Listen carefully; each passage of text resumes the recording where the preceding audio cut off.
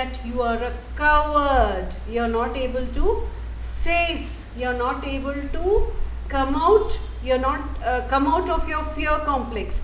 You're not able to muster the courage necessary to make your first attempt. So they started teasing him for being a coward. The sun was now ascending the sky.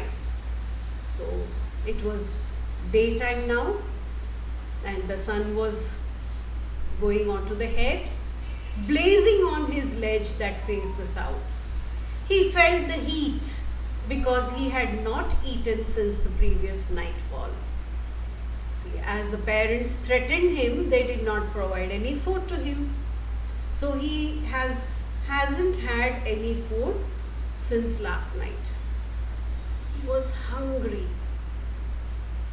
And the heat of the sun was becoming unbearable because it was adding to this hunger. He stepped slowly out to the brink of the ledge. Brink means the edge. No, he slowly walked up to the brink, to the edge of the ledge, and standing on one leg with the other leg hidden under his wing, he closed one eye, then the other. He tried to pretend that it's okay, that he's not much bothered by what's happening around him. He wanted to pretend and pretended to be falling asleep. He tried to close one eye and then the other. He's trying to pretend, act as if he's sleeping. But we all know he can never sleep with a hungry stomach, isn't it? With an empty stomach. Still, they took no notice of him. The family members also, they didn't look at him, they didn't take notice of him. He saw his two brothers and his sister lying on the plateau, dozing with their heads sunk into their necks. So he saw that they made their efforts. They were trying to fly. They took their lessons of flight as well as fishing. They must be tired, right? So they were resting there. They were dozing. Dozing means sleeping. They were trying to sleep with their heads sunk into their necks. His father was preening the feathers on his white back. Preening means to clean. It's necessary for birds to clean their feathers of dirt particles and dried leaves and other particles stuck to the feathers. Why is it necessary? So that air can flow through them and they'll be able to make their flight in a effortless manner. So the father was preening, cleaning his feathers. Only his mother was looking at him. Mother is a mother after all. She's worried for her son because the son has not had anything to eat. So she was worried for him. Only she was watching her child. She was standing on a little high hump on the plateau, her white breast thrust forward. Now and again she tore at a piece of fish that lay at her feet and then scraped each side of her beak on the rock. This is another regular exercise of birds. One is to clean their feathers whenever they are free, and the other one is to scrape their beak. They have their beaks, right? They scrape their beaks onto rough surfaces to sharpen them, to sharpen their beaks. This is all a process of maintenance. They need to keep maintaining themselves, right? So the mother was trying to tear a piece of fish, and at the same time, from time to time, she was trying to sharpen her beak by scraping it on the surface of the rock. The sight of the food maddened him. The young seagull was watching that mother tore a piece of fish. When he saw this piece of fish, the sight of food maddened him. He became mad. Oh, I need to eat now. How he loved to tear food that way, scraping his beak now and again to whet it. Whet means to sharpen. As I told you, this is a process of regular maintenance. They need to sharpen their beaks from time to time to be able to tear fish, tear into meat, right? Ga, ga, ga, he cried, begging her to bring him some food. So he started calling his mother, Mom, I need food. I'm hungry. Go, Kola, she screamed back derisively. Come on, she didn't show much pity or sympathy. She might be having these emotions inside, but now she did not show any such feelings. But she screamed back derisively. I told you, you have to step out of your comfort zone. If you try to fly, you will get your food. Come on, do it. Why are you calling me? But he kept calling plaintively, and after a minute or so, he uttered a joyful scream. Plaintively, sadly. He started screaming, calling for his mother. Though she said she's not going to help him, still, he thought, maybe let me try my best. She's my mom, she understands I'm hungry. Okay, so she kept on calling her plaintively, and after a minute or so, he uttered a joyful scream. So, within a short span of time, he screamed joyfully. He shouted joyfully. Why? What is the reason behind his joy? His mother had picked up a piece of the fish, and was flying across to him with it. So he saw that his mother tore a piece of fish and she was carrying it towards him. So that made him scream with joy. He was so happy to see that his mother was finally taking pity on him, and she was bringing this food for him to eat. He leaned out eagerly. He could not wait. He wanted to have his food.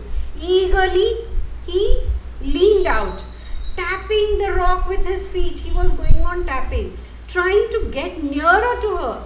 He wanted to try and come as close to her as possible. You can see in the picture illustrates this very well. You can see a piece of food in the mother's beak, and you can see the young seagull standing literally at the edge of the ledge, tapping the rock with his feet, trying to get nearer to her as she flew across. But when she was just opposite him, she halted. So let us consider this is the young seagull. The mother came I'll turn it this side. The mother came pretty close to him, but didn't come that close that he could reach her beak. But when she was just opposite to him, she halted, her wings almost motionless, the piece of fish in her beak just within reach of his beak. She came and stopped pretty close to this young seagull. Okay, he waited a moment in surprise, wondering why she did not come clearer. He did not understand. Why did she stop? Why didn't she come closer and give it to me? Okay, so he was surprised. Maddened by hunger, he dived at the fish. He forgot that he is standing at the edge of the ledge. He forgot about it. He just wanted this food. So in order to take this food from his mother's beak, he just jumped out to catch this food. So what did he do in this process? He came out of his comfort zone. He stepped out of his ledge. Okay, he just came out of his place. He dived at the fish with a loud scream. Now what's happening? Let us say, this is the ledge. Okay, so he was standing here all this time. He jumped out in order to catch the food that his mother was holding in her beak. So in this process, he came out of his ledge. So where was he falling? He was falling outward and downward into space. Then a monstrous terror seized him and his heart stood still. He was so scared. Oh my God, I stepped out. What if my wings don't support me? What's going to happen to me? He was afraid.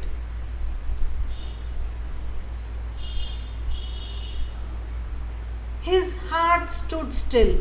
He could hear nothing. Out of fear, he could not hear anything at all. He was frozen with fear. He could hear nothing, but it only lasted a minute. But this, whatever he was experiencing, it went on only for a minute. The next moment, he felt his wings spread outward. He could feel that. Till now his wings were close to his body. Now he could feel that his wings stretched out. The wind rushed against his breast feathers, then under his stomach and against his wings. So there was wind all around him, underneath his wings, underneath his body, underneath his feathers, everywhere he could feel the rush of wind. He could feel the tips of his wings cutting through the air. He could even feel that his wings were cutting through the wind and moving ahead. He was not falling headlong now. He was not falling headlong with the head down. He was not falling that way. He was soaring gradually downwards and outwards. He was moving slowly. It was not like, as if you threw a stone. If you throw a stone, it just drops down. The young seagull was not dropping down like a stone because of the design of his body, because of the air that was passing through his wings, underneath his wings. The wind was making his fall slow and steady. He was not falling like a stone or a piece of rock, right? He was soaring. He was moving slowly, gradually downwards and outwards. He was no longer afraid. He overcome his fear because now he understood that he is not going to fall down and die. He just felt a bit dizzy because he is doing this for the first time, right? When you cycle for the first time, you feel dizzy. When you do things for the first time, you feel dizzy. When you address the assembly, in front of the assembly, you stand in front of the mic and speak for the first time, you feel dizzy. When you do things for the first time, you feel nervous and dizzy. So the young seagull was feeling dizzy. Then he flapped his wings once and he soared upwards. So he moved his wings up and down, and he understood that when he flapped his wings, his body was going up. He was flying up. Then he flapped his wings once and he soared upwards. Ga, ga, ga, ga, ga, kola. His mother swooped past him. She was so happy to see her son make his first flight. So her attempt, she tried to woo him, attract him with the piece of fish in her mouth, with the food. She tried to woo him out of his comfort zone. And her effort was successful. It made him step out and make his first attempt to fly. So she was very happy, her wings making a loud noise. He answered her with another scream. Then his father flew over him screaming. So it was like a family happy moment. All the family members were sharing this happy moment to see that the young seagull finally attempted to make his first flight. He saw his two brothers and his sister flying around him, curveting and banking and soaring and diving. These are the lessons they have learned to move around. So it was a family happy moment. They were all sharing this happy moment. While his brothers and sister, they were doing what all they learnt the previous day. They were curveting, they were banking, soaring and diving. While doing these things, they were happy for their brother. Then he completely forgot that he had not always been able to fly and commended himself. Good job. To dive and soar and curve, shrieking shrilly. So he suddenly remembered that no, I have not been doing this every day. I am doing this for the first time. And he commended himself. Good job. He appreciated himself for doing what he had done. He was near the sea now, flying straight over it, facing straight out over the ocean. He saw a vast green sea beneath him with little ridges moving over it, and he turned his beak sideways and cawed amusedly. So, sitting there on his ledge, probably he thought that the surface of the sea also was strong and tough, like the surface of rock. But when he came closer, he found that the surface of the sea was not smooth. There was something moving on top of it. The tides, little ridges were moving over it. His parents and his brothers and sister had landed on this green flooring ahead of him. He thought that the sea also was a green floor. Just like the rock surface, the surface of the sea also was a floor, a hard surface, but green in color. So he saw that his family members were all sitting on this green floor ahead of him. They were beckoning to him, calling shrilly. He dropped his legs to stand on the green sea. He thought just like standing on the ledge, he would stand even on this green floor. But what would happen? Will he be able to stand steady on the surface of the sea? No way. His legs would sink, isn't it? Because the surface of sea is not a hard surface. It's water. But this is the first experience for the seagull. So let's see what he goes through now.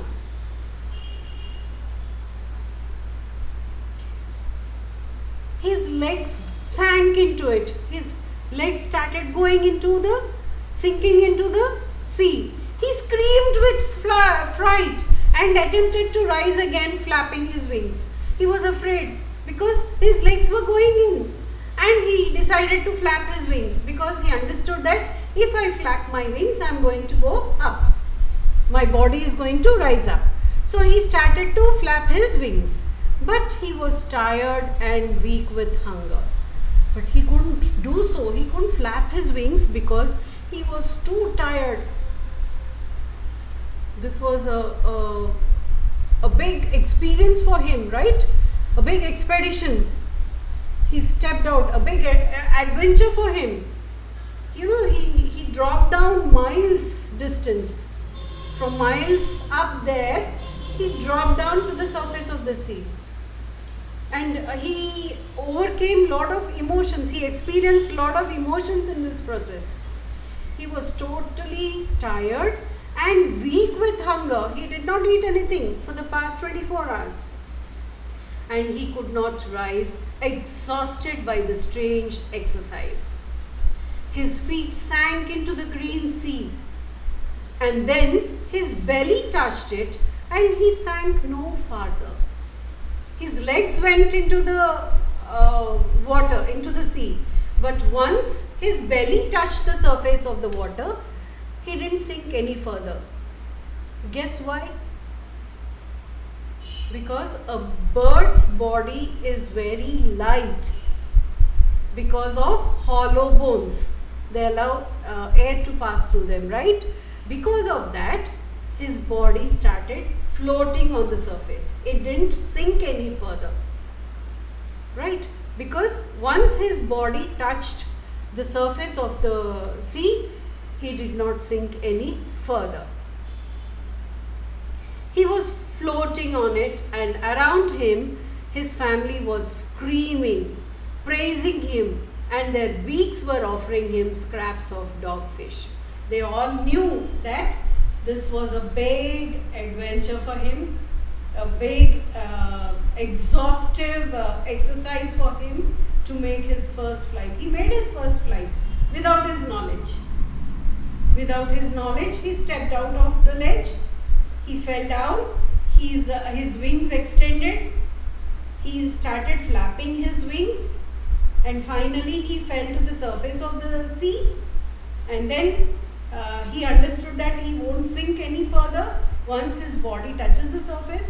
So he learned so many new things. So he was totally tired and exhausted. So his family members knew that he was hungry. So they started offering pieces of fish to him so that he can fill his tummy, and then he can try the exercise again.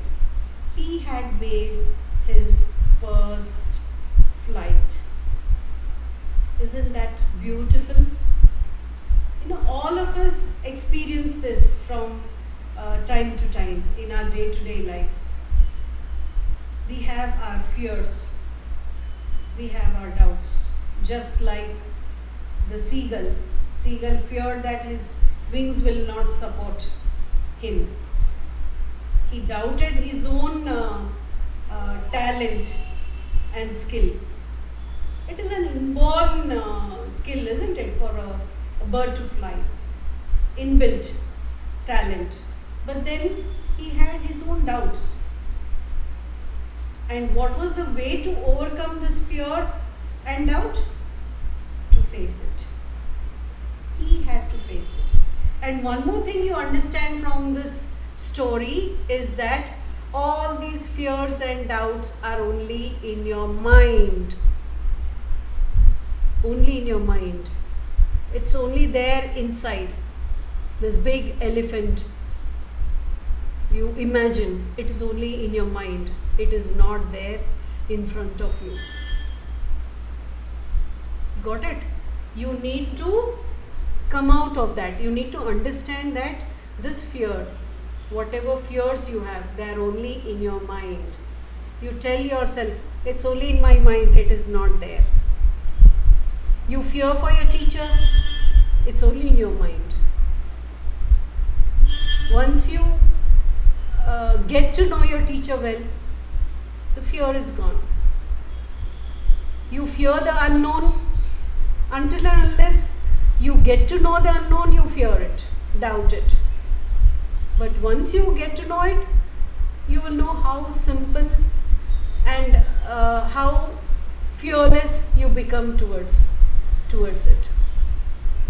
So if you want to overcome the fear for unknown things, better face it. Face your fears. Attempt to do them. And you keep on trying till you succeed. That is how we succeed in life. Life is full of challenges. We face a lot of challenges in the process of growing up, in our career, profession, in our family life, in our professional life, when we deal with parents, friends, society. You face a lot of challenges. If you fear and run away from this, the fears multiply, and take over all the space in your mind. And you will never be a successful person. If you want to be successful, overcome your fears and doubts by facing them. Face them and achieve your targets.